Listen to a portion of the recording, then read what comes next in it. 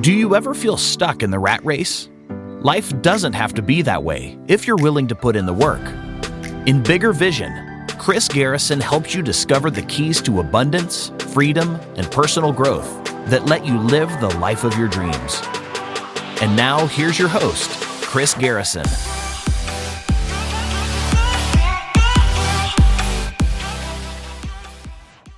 Welcome, everybody. You've made it to the Bigger Vision podcast. My name is Chris Garrison. I'm your host. Appreciate you guys tuning in. This is where we talk about creation of wealth through your mindset, through business, and through investing. And today we're going to talk about a little known saying that most people have heard in their lifetime. I know I definitely did growing up. It was, if you watch your pennies, your dollars will take care of themselves. And I don't know if you feel like this is a true statement or not, but I understand the concept behind it, but it's not a practical statement if you're trying to build wealth. If you've got the majority of the population's mentality when it comes to saving money to having a great retirement, then yes, you'll understand what that statement was about. But if you change your mindset and if you're really wanting to build some wealth, you're going to have to change your mindset. And that statement, watch your pennies and dollars will take care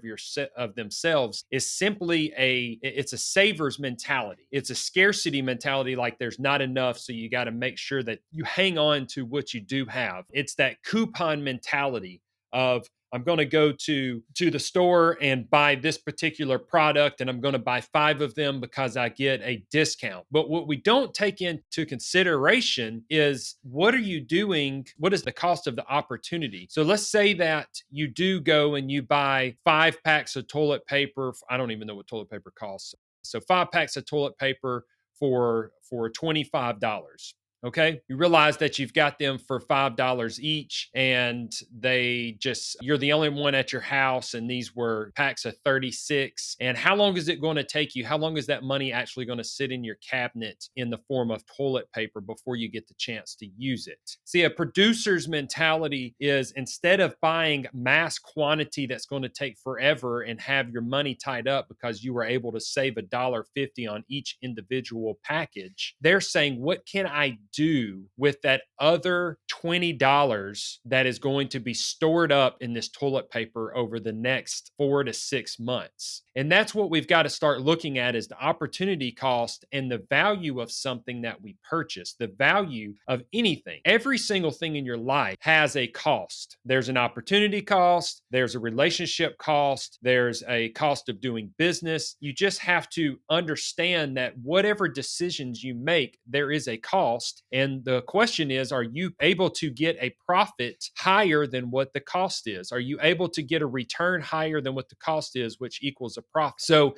this is how I kind of move through life, is I'm looking at everything that I do is, what is it producing for me, and what kind of value am I receiving from it? What is the cost of this right here? So mowing my lawn, the cost is my time. I do not enjoy mowing the lawn. It does not give me, it doesn't do any benefit for me. Some people enjoy it. Some people, it's kind of their downtime when they can sit there and think. It does not do that for me. So it is a cost that doesn't pay off a higher value. So what I do is I hire someone that enjoys doing that has a business that they are finding value in building. So I hire out my yard work. Same thing with this podcast. The cost of having to learn how to produce a podcast, how to make all of the clips and all of the manuscript that comes in behind this podcast so that I can post it and have some advertisement behind it so that it will be boosted and I'll have more viewers and subscribers.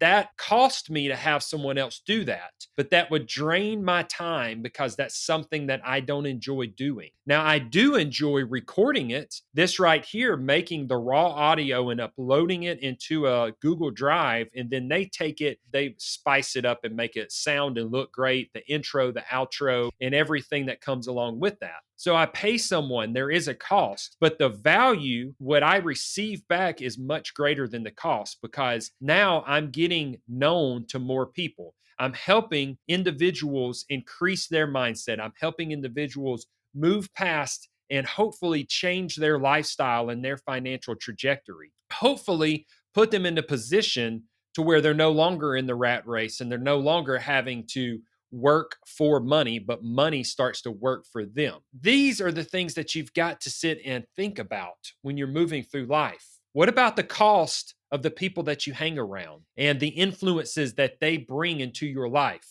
Are they good influences or are they negative influences? I was literally sitting down at the table with my family, my parents, and I had my kids there. So they were hanging out with their grandparents and we were playing Monopoly, and we all enjoy it. We all enjoy the family time, the communication. We were laughing, and it's great concepts that's being taught. It teaches you how to count money, teaches you how you can invest in an asset and it pays you back. I really do like the game of Monopoly. But in that process, I did hear my dad say that statement of, if you watch your pennies, your dollars will take care of themselves. And he also said that his dad, and I've heard him say it many times to me, is he said the only thing that you should go in debt for is a house. I'm massively in debt and I'm proud of that. I have no problem with that because my debt is in assets that pay me, that have cash flow. What that means is my debt is sitting in my company that produces a cash flow for me so that I can live off that cash flow. I also have debt on my real estate. That real estate is producing a cash flow that I can live off of. And cash flow is only one element of the assets that I go into debt for. There's also depreciation, write offs that I'm able to get so that I get to keep more of my money instead of giving more of it to the IRS. That's one person, that's one team that I do not like to tip, is the IRS. And there is tax laws in there. And if you have the right CPA and the right team around you and the no wherewithal, then you're able to make sure that you're not tipping them and you only pay what you're supposed to be paying in. But the majority tip the IRS, unfortunately. So this is why I utilize debt. Not only has debt allowed me to cash flow, but debt also allows me to scale because I can sit here and put debt on something for 6%, but I can also go out there and create a much larger return than 6%. And I am making money on someone else's money. So, my question to you is, what is the cost in your life? What are you doing on a daily basis and what is it costing you? Is that cost worth it? Because if you're not getting a return of value that's higher than the cost, then you should be looking to change some things up in your lifestyle. My wife, there's a cost. It takes time to maintain that relationship. There's things that it's not a selfish.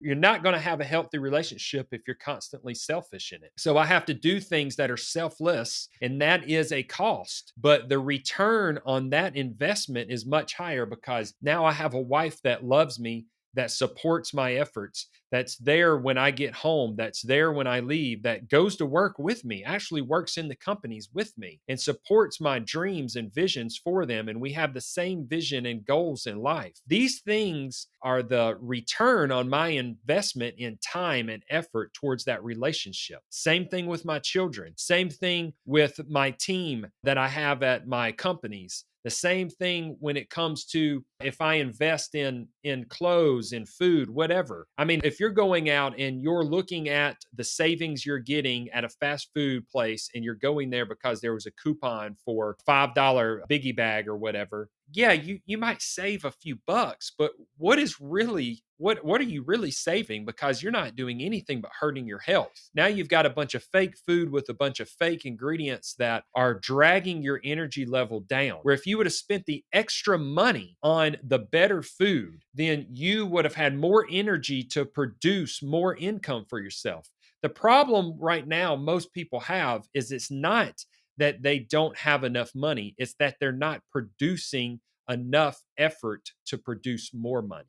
You got a revenue problem. And the way you get past that is you sit there and figure out how you can produce more. And to produce more, you're going to have to be taking care of your body because your body is what's allowing you the energy and the thought process to be able to find the problems, solve the problems, and then be able to produce value so that the marketplace will pay you. I think of everything in the terms of value. I don't look at dollars. Somebody could ask me, "What did you go spend on supper last night?" I've got zero clue. When I go to the grocery store, I buy what I want to buy. When I go to a restaurant, I buy what I want to buy. When I go and shopping, which is rare because I don't buy things that aren't producing something or new money for me. So when I go buy clothes, I buy what I want to buy. I know what I want and I go get it. And I get quality stuff that's going to last me. I don't shop the bargain rack. Now, I might flip through the bargain rack just to see if there was something that I wanted. But I'm not only a bargain rack shopper. And yes, that means that I spend money. But the thing about it is most of my money that's spent is spent on assets, things that are going to produce for me. So great food that I digest in my body. It costs me more, but it's producing higher energy levels for me so that I can wake up in the morning and have clearer thoughts and be ready to run through and dominate the day. I spend money on equipment that's going to be able to service my customers so that they can receive the services that they value and they pay me for that. I spend money on my team. I pay very high rates to my team members because they are out there producing the services for my customers, and those customers pay us. They get a portion of that pay through their hourly rate, and then I get to keep the profits by multiplying and leveraging team members,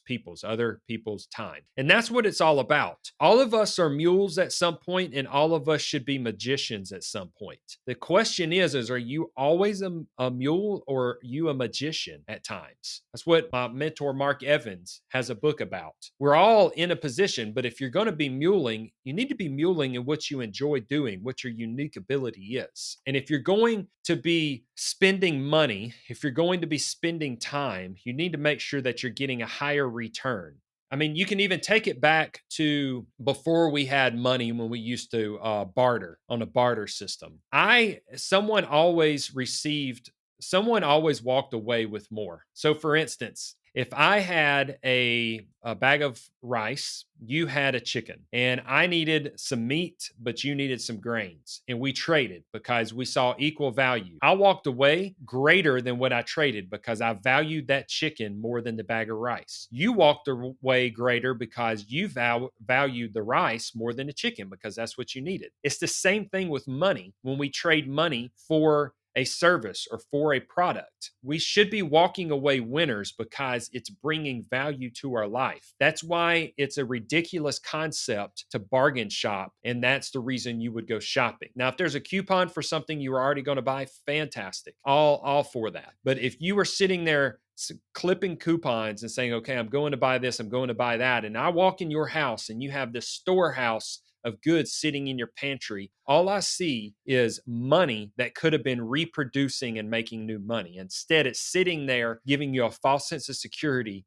because now you've got a ton of toilet paper or a ton of rice or hamburger helper or whatever it is that you coupon and shopped on. And I don't mean to step on your toes, but I do want to step on your toes because this is a concept that I have gathered from my rich friends. They look at life differently. They look at it based off of value, not based off of dollars. And we are trained to look at things based off of dollars. That's why the coupon is so enticing to the majority of the population. And it incentivizes you to make a decision. And the reality is you should step back and you should ask yourself, what is this bringing value? What kind of value is this bringing to me? And you know what? If you want to go to the ice cream parlor and you want to get some ice cream because that's bringing you value in that moment, because it's giving you a sense of excitement and good taste, then it brought you value. I just want to change your mindset on how you move through your decision making during life, and to make sure you're not making decisions off of saving pennies, thinking that your dollars are going to mine themselves. Because we've got to make investments into things that are going to produce a higher return so that we can calculate the cost and see a profit. That means when you spend your time, spend your money, spend your energy, are you getting something back that's worth more than what you gave away? And only you can determine that. Only you can determine, are you getting back a higher value, a higher rate of return than what you spent?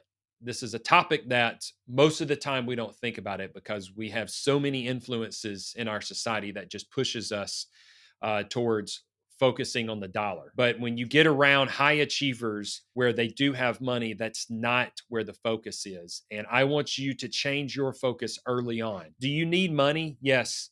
It takes money to make money, but it doesn't take your money to make money. There's plenty of people out there. If you've got a grand idea, if you've got the solution to a problem and there is a need for that solution, that they will partner up with you and they will loan their money and back your idea and your efforts. There's so many ways to create money, and we sit here and let our minds block us thinking the only way to create money is to go clock in and clock out, or to do the same old thing in the business that you've been doing so far. But we have got to get outside of that and realize if you can see a problem and you can solve that problem through time, money, effort, whatever it is, you will get paid back because someone's willing to buy that. Someone's willing to pay for that. That's why there's landscapers, because I'm willing to pay for someone to come and cut my yard because it's something I do not enjoy doing. Now we pay somebody to grocery shop for us because it's something that my wife does not enjoy doing. We pay our team members on our company. There's so many different positions, and we pay them because there's positions that we don't enjoy doing because we are at another level that we're trying to accomplish. So if we were doing those positions and those tasks, then we wouldn't be able to accomplish the task that we need to be doing so that we can keep pushing forward towards our goals. I hope that this resonates with you today and it makes you look at where you spend your time and your money, and it makes you value things differently. Instead of being a coupon shopper, instead of thinking a $10 bill is worth $10, it's worth much more than $10, because what are you going to take that $10 and do with it? The bank does it all the time. When you put your money into a bank account, they give you a certain percentage back, and then they take that and loan that money out and make a higher percentage on it. They arbitrage. They make their money on the spread. So your $100,000 is not worth $100,000 to them. If they're getting it out there at a rate of 6%, then it's going to be worth $106,000 to them, because that's what they were able to utilize it at. So that's why a $10 bill is not a $10 bill. A $10 bill is worth much more if you take it and you go reproduce with it. I want you guys to be producers. I want y'all to stop being consumers at the majority of the time and change it to where you're majority producers, because producers get paid. Producers get paid and consumers pay. Until next time, I want you guys to live in success. If you enjoyed this episode, give me a 5-star review. Give me some type of statement in the review comment section. And this helps boost me up the algorithm so that other individuals that are looking to grow their wealth, that are looking to grow their mindset, their business, and their investment skills can grab a hold of this podcast and we can all grow together. Until next time, let's live in success.